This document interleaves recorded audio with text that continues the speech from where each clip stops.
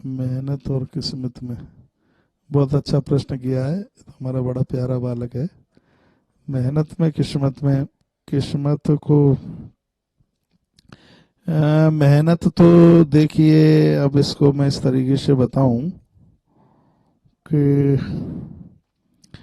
कौन सा एग्जाम्पल दूं तो मैं इसको मैं समझाने के लिए, जिससे तुम्हें एकदम बात समझ में आ जाए। किस्मत शब्द है, उर्दू का शब्द है। किस्मत का अर्थ होता है भगवत कृपा के द्वारा जो प्राप्त होता है,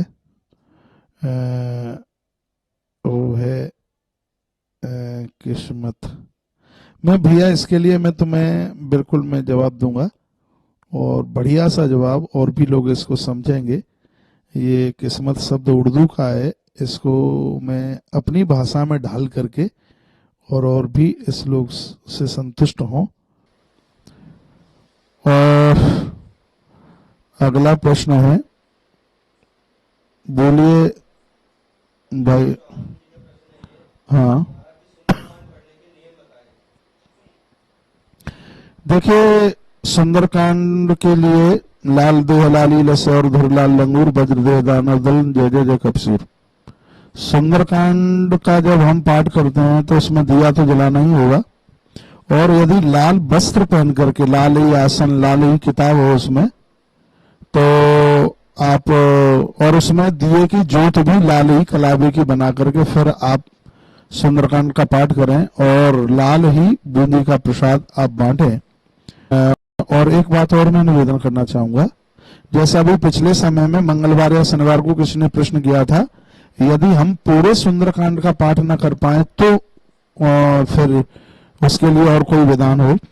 देखिए, आप यदि किसी जल्दी में हैं आप, तो आप 5 दोहे 7 दोहे आप पढ़ करके खड़े हो सकते हैं, बिल्कुल अपराध नहीं लगेगा। बस इतना ध्यान रखें, आपकी किताब का 2 हाथ दाहिने हाथ पर होना चाहिए। मुझे थोड़ा किताब दोगे, मैं थोड़ा समझाऊं। कोई भी किताब दे दो। जैसे आप सुंदरकांड का पाठ करते हैं और आप पूरा पाठ नहीं कर पा रहे हैं, तो आप अपना सुंदरकांड यानी इधर वाले हाथ पर, दाहिने हाथ पर जो भी दुआ हो वहां पर आप छोड़िए।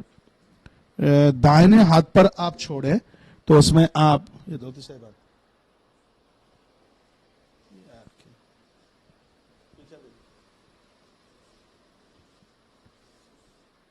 जैसे मेरे हाथ में सुंदरकांड की किताब है, जैसे आप पूरा पाठ नहीं कर सकते हैं, 5 दोहा या 7 दोहे आपको करने हैं, तो 5 दोहे आपके इस हाथ पर पड़े तो मन छोड़िए, इस हाथ पर, भले वो 4 दोहे रह जाएं, 5 दोहे रह जाएं, 7 दोहे रह जाएं, तो आप 5-7 दोहे पढ़ करके और आप खड़े हो सकते हैं। वो पिछले बार मुझसे किसी ने प्रश्न किया था, बिना कारण के, और आपके पास टाइम भी है और आप नित्य पाठ भी करते हैं, और आप आलस्य और प्रमाद में बीच में आपने सुंदरकांड आधा करके यदि छोड़ दिया तो फिर उसका अपराध हो जाएगा।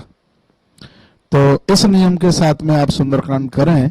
इसमें सब कुछ, इसमें किताब भी लाल ही होती है। मेरे हाथ में ये किताब है, जैसे इसके जो पूरे अक्षर है वो लाल है, इसमें सब कुछ लाल की ही इसकी महिमा है। और मुझे लगता है कि आराधना में सुंदरकांड की एक बहुत बड़ी महिमा है। मैं सभी देशवासियों को कहना चाहूंगा कि यदि आप कर सकते हैं तो बजरंगबली हनुमंत लाल जी का सुंदरकांड यदि आपने 40 दिन भी लग करके कर लिया तो इसका बहुत बड़ा प्रभाव होगा अपने आप में। आगे का प्रश्न करें आप।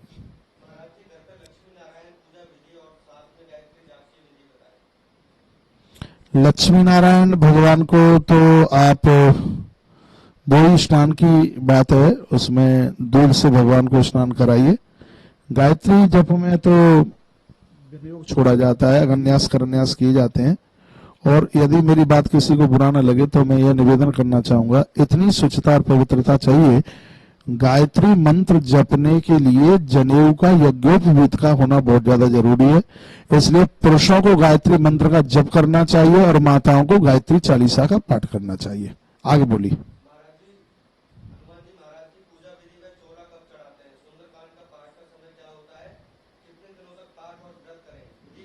ये तो अभी मैं आपको बता ही रहा था, बजरंगबली का चोला मंगलवार को भी चढ़ता है, शनिवार को भी चढ़ता है और विशेष तिथियों में भी चढ़ता है चोला, जैसे हनुमान जयंती है उस समय भी आप चढ़ा सकते हैं, और भी ऐसे कोई पर्व की तिथियां हैं तो उसमें भी आप चोला चढ़ा सकते हैं।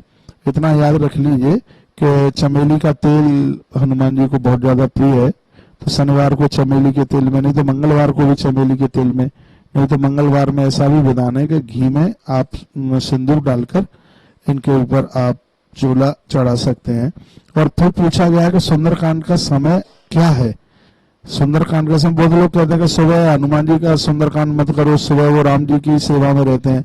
अरे हनुमान जी तो एक वायु तत्व है, वो हर क्षण राम जी की सेवा में है। सुबह से लेकर के शाम तक जैसे ही आपको समय मिलता है आप तब नहा धो करके बड़ी सुचरता और पवित्रता के साथ में आप हनुमंत लाल जी के निमित्त जो आप सुंदरकांड करते हैं निश्चित रूप से आपके लिए प्रभावी वह होगा।